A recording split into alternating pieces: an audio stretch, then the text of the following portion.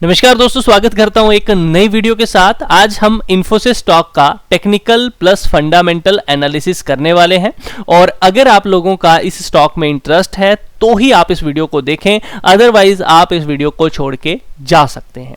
इसी के साथ बता दूं कि मैंने जो अपने पोर्टफोलियो में एक नया स्टॉक ऐड किया है वो हमने टेलीग्राम के ऊपर अपडेट कर दिया है। एनालिस्ट साजन करके हमारा टेलीग्राम चैनल है, आप स्कैन करके जरूर ज्वाइन करके वो स्टॉक देख सकते हैं। और अभी उसका प्राइस नियर अराउंड 108 रुपए के करीब है और मेरा टारगेट नियर अराउंड 240 प्लस का है। उसके पहले मैं एग्जिट नहीं करने वाला हूं, अगर एग्जिट करूंगा तो जरूर आप लोगों को अपडेट कर दूंगा।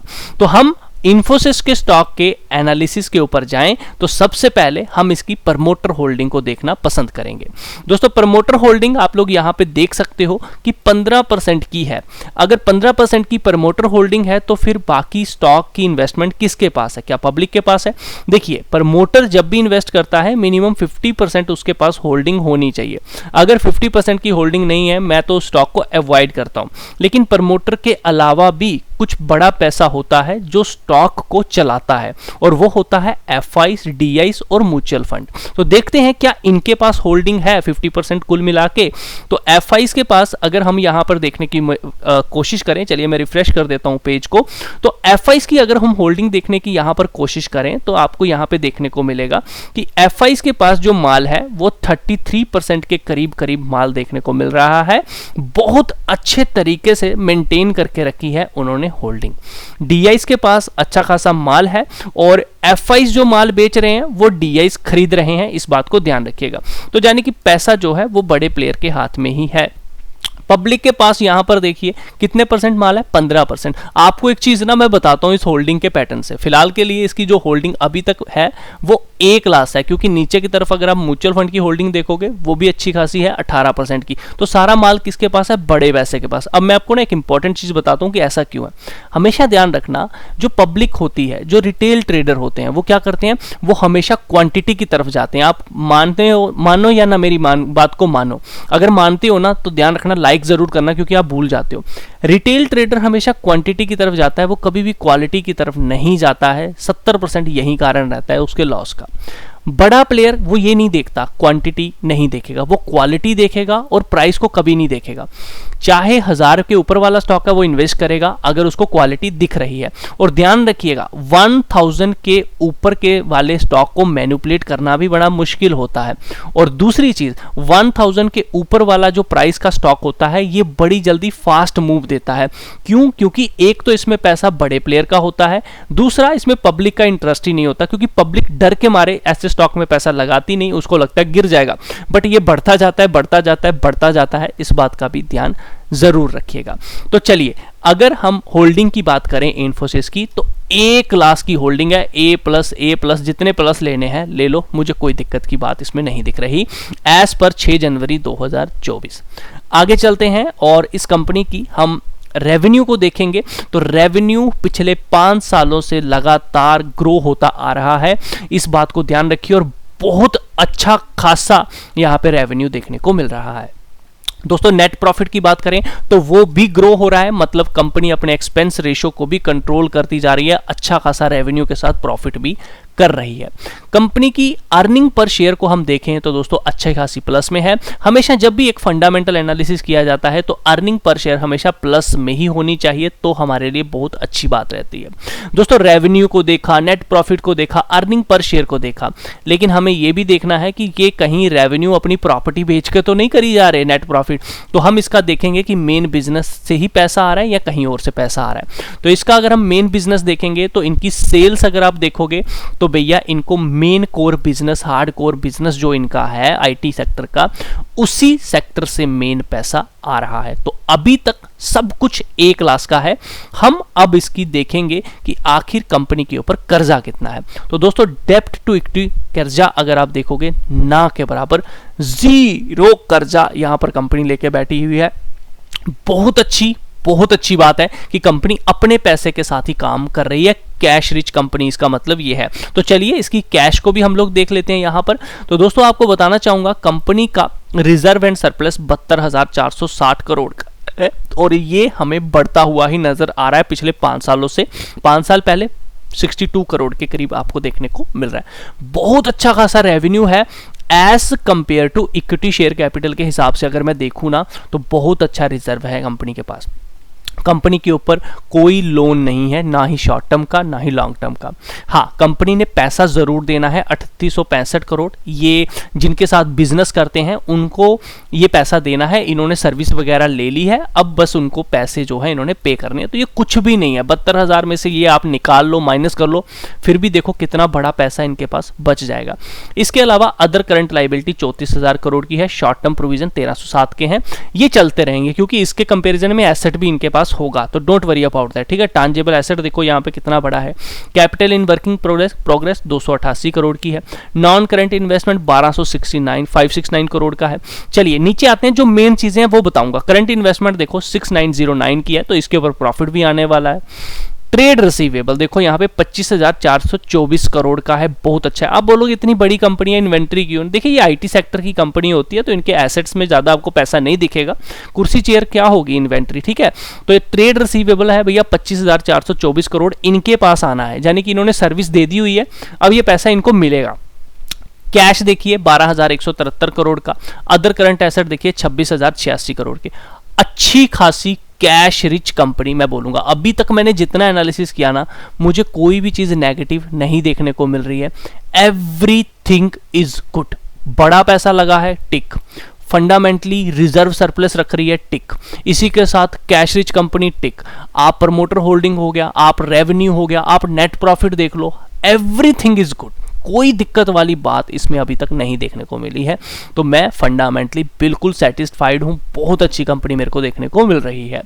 अब बात आती है टेक्निकल। देखिए फंडामेंटल तो अच्छा है, लेकिन हथौड़ा कब मारना है, हथौड़ा गर्म हो तभी मारना चाहिए। लोहा जब गर्म होता है, हथौड़ा तभी मारोगे तो पैसा बनता है, वरना बहुत अच्छी अच्छी फंडामेंटल्स की कंपनी है लेकिन पैसा कुछ भी नहीं दे रही है, ये बात भी ध्यान रखिएगा। तो चलिए हम लोग आते हैं टेक्निकल बेसिस। दोस्तों टेक्निकल बेसिस मैं बता दूं, इस स्टॉक का एक बिहेवियर है, ये हमेशा 50 पीरियड की मूविंग एवरेज से भागता है, और आप देख सकते हो अभी भी ये वहीं से रिवर्स होके चला है। और जब भी ये 50 पीरियड मूविंग एवरेज से भागता है, हमेशा एक न्यू हाई लगाता है, और अब ये 50 पीरियड मूविंग एवरेज से भाग चुका है। मंथली टाइम फ्रेम पे ये इसको फॉलो करता है और नए हाई की तरफ तैयारी है। अब सबसे पहले मैं आपको इसका एक बिहेवियर बताना चाहूंगा। ध्यान रखिए हर एक स्टॉक का बिहेवियर है। अगर आप ये सोचते हैं कि ये 50 पीरियड मूविंग एवरेज से भागा है तो भैया यहां पर मैं विप्रो के अंदर भी ये लगाऊंगा, ऐसा नहीं है। हो सकता है वो 200 पीरियड से भागता हो सकता है वो 100 पीरियड से भागता हो, तो आपको देखना पड़ेगा, ठीक है। तो एक का जो बिहेवियर है दूसरे के ऊपर थोपने की कोशिश ना करिएगा, ये आपको आहिस्ता आहिस्ता स्टडी से पता चलेगा। और अगर आपको नहीं पता ये मूविंग एवरेज वगैरह होती क्या है, कैसे बिहेवियर देखना है, तो मैं आपको बोलूंगा आप सिंपल सा हमारा एक चैनल है मनी मेकर आरएस, जो मैं बिल्कुल बेसिक वीडियोस वहां पे डाल रहा हूं। अभी मैंने 14 वीडियोस इसके ऊपर डाल दी हैं, आप इसे फॉलो कर लीजिएगा। अगर आप टेक्निकल सीखना चाहते हैं, जितनी चीजें मैं जानता हूं ना, मैं सारी इसके ऊपर सिखा रहा हूं, तो इसे फॉलो आप लोग जरूर कर लीजिएगा, ठीक है। Money maker RS. चलो वापिस आते हैं यहां पर।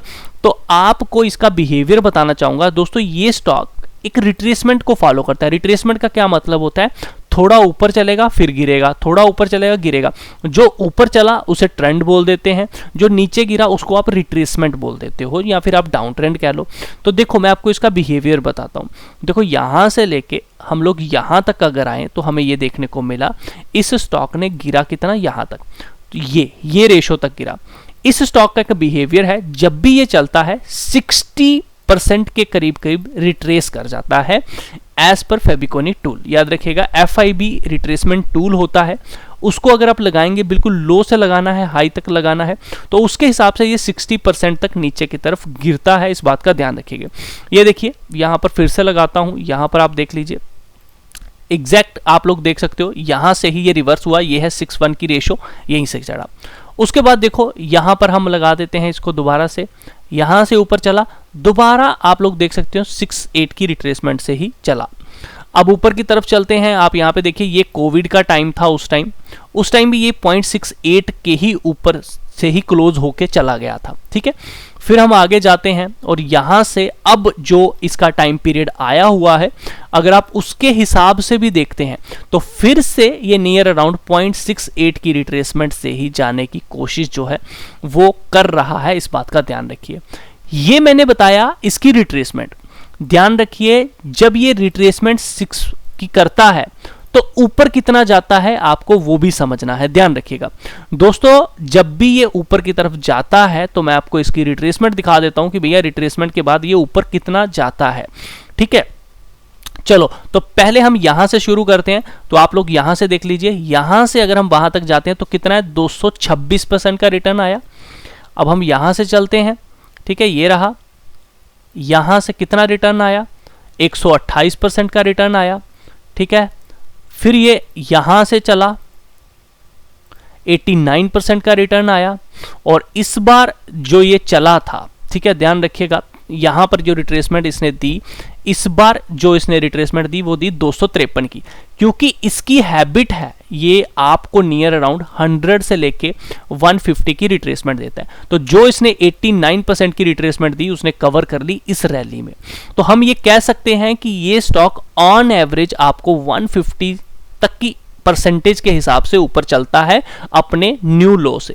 आप 100 की ले लीजिए कि 100 रिट्रेसमेंट देने के बाद, मतलब 60 की रिट्रेसमेंट देने के बाद ये कितना ऊपर जाएगा। अब ये अब जाएगा 150% लगा लो, या फिर आप 100% भी अगर लगाते हो ना तो यहां पर देख लो 116% ये ऊपर जाना चाहिए अपने लो से, क्योंकि 61% की ये रिट्रेसमेंट तो दे ही चुका है, ये आपको पता है। तो अगर ये इसका रिवर्सल है, वैसे भी ये बहुत अच्छा लेवल था जहां से वापस जा रहा है, ब्रेकआउट भी आ चुका है, तो अगर ये रिवर्सल है तो ये स्टॉक 2546 के टारगेट के लिए रेडी हो चुका है। एज पर ब्रेकआउट अगर हम देखें तो हमें यही दिख रहा है, इस बात को ध्यान रखिएगा। इस स्टॉक में अगर कहीं पैसा बनेगा तो अब ये लेवल सही है, लेकिन याद रखिएगा फंडामेंटली बहुत अच्छी कंपनी है। तो अगर आप ये सोचते हैं मुझे स्टॉप लॉस लगाना है तो वो नहीं इसमें बनेगा, आपको एवरेज करनी है। अगर 1305 पे मिले एवरेज करो, 1371 पे मिले एवरेज करो, 1239 पे मिले एवरेज करो, 975 में मिले एवरेज करो, बीच में इसके एवरेज मत करिएगा, ये कोई डिमांड का लेवल नहीं है। नीचे की तरफ जाते हो 678 पे मिले एवरेज करो, 480 पे मिले एवरेज करो। वैसे तो यहां तक जाना बड़ा मुश्किल रहेगा इस स्टॉक के लिए। आई बिलीव दैट कहीं ना कहीं रिवर्सल आ चुका है। हो सकता है रब ना करे कोई क्रैश आए या कुछ भी होता है तो एक बार ये 1239 तक जाने की कोशिश कर सकता है, वहां 3-4 दिन शायद ट्रेड करने के बाद दोबारा रिवर्स कर जाए, बट इसके नीचे जाना इसके लिए बहुत ही मुश्किल होगा। ये बात हमेशा ध्यान रखिएगा, इसके नीचे जाना बहुत मुश्किल रहेगा, दुखदायक होगा इस स्टॉक के लिए। तो फिलहाल के लिए अगर आप रिट्रेसमेंट टूल के हिसाब से भी चलते हैं तो ये स्टॉक वहां तक जरूर जाने की कोशिश कर सकता है और वहां पहुंचने की कोशिश कर सकता है। नॉर्मली अगर हम देखें इसके एक ट्रेंड बिहेवियर को भी, तो इसने इस ट्रेंड को तोड़ा था, आप नोटिस कर लीजिए, इसने इसी ट्रेंड को तोड़ा था। तो इसके हिसाब से अगर मैं चलूं तो दोस्तों आने वाले समय में अगर ये इस तरह से भी चला तो कहीं ना कहीं इसको भी हिट कर सकता है। लेकिन फिर भी मैं जो इसका बिहेवियर है मैं वही बोलना चाहूंगा, उसके हिसाब से कम आपको 2900, 3000, 2500 का टारगेट तो इस स्टॉक के अंदर जरूर लेना चाहिए और वेट करना चाहिए जिस तरह से ये ब्रेकआउट है। ऐसा नहीं है कि बस आप बोलें हाई टूटा मैं एग्जिट कर जाऊं, नहीं, ब्रेकआउट भी आया है, बिहेवियर भी है, 50 पीरियड मूविंग एवरेज से भी चला है। तो हम एक 1239 का अगर स्टॉप लॉस डालना है तो आप डाल सकते हो और ऊपर की तरफ एक टारगेट ले सकते हो। तो नियर टर्म अगर मैं कहूं, मैं तो कहता हूं जब तक ये इस ट्रेंड को हिट ना करे, इस लाइन को हिट ना करे, तब तक एग्जिट ना करें। 3500, 3000 के टारगेट के लिए आपको जरूर वेट करना चाहिए, क्योंकि जिस तरह से जितने टाइम फ्रेम के साथ अब ये चलेगा बहुत अच्छा रिटर्न देने का दम रखता है। पिछले 2 सालों से आप कह सकते हो इस कंपनी ने 2022 के बाद 1 साल से कोई पैसा नहीं दिया है, ये पैसा अब वसूल करने का टाइम आ चुका है, 60% से रिट्रेस कर चुका है। तो एटलीस्ट ज़्यादा ना सही आप लोगों को इसके अंदर मैं ज़रूर कहूँगा वेट करिए, अच्छा सा वेट करिए और नियर अराउंड एक अच्छा टारगेट 3000 प्लस का मिनिमम लेके चलिए। साफ साफ दिख रहा है आने वाले समय में 2025-26 हो सकता है ये 2-3 सालों में ही ये टारगेट्स आप लोगों को दे दे, तो नियर अराउंड इस टारगेट के लिए ज़रूर जाइए और अच्छा खासा लेवल आप ले सकते हैं और ये वहाँ तक जाने की कोशिश करेगा। लेकिन वहाँ जाने में वक्त लगेगा क्योंकि इसको 1786 1668 के पास रेजिस्टेंस आएंगे और उसके बाद ये अच्छा भागना शुरू करेगा। तो फिलहाल के लिए 2552 के टारगेट के लिए आप लोग जरूर जा सकते हैं। मिलता हूं आपके साथ नेक्स्ट वीडियो में, तब तक के लिए अपना ख्याल रखिए। ये वीडियो कैसा लगा कमेंट करके जरूर बताइएगा। इसी तरह की और वीडियोस पाने के लिए आप चैनल को सब्सक्राइब जरूर करिएगा। Take care. ट्रेड लेने से पहले एक बार अपने फाइनेंशियल एडवाइजर से जरूर पूछना है क्योंकि रिस्क आप सबका है और मैं सेबी रजिस्टर्ड